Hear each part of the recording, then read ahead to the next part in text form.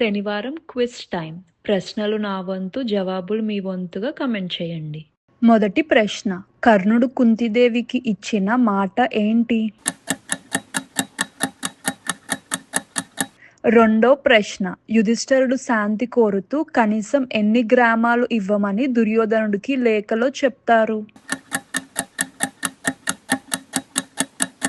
మూడో ప్రశ్న, దుర్యోధనుడు పాండవులకి డాష్ భూమిని కూడా ఇవ్వను అని అంటారు.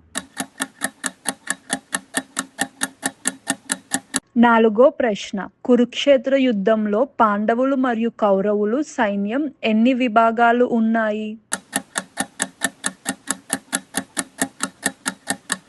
ఐదో ప్రశ్న, పాండవుల సైన్యానికి సర్వసైన్యాధ్యక్షుడు ఎవరు?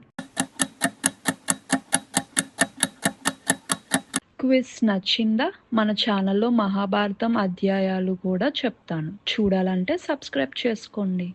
నచ్చితే లైక్, షేర్ అండ్ కమెంట్ చేయండి.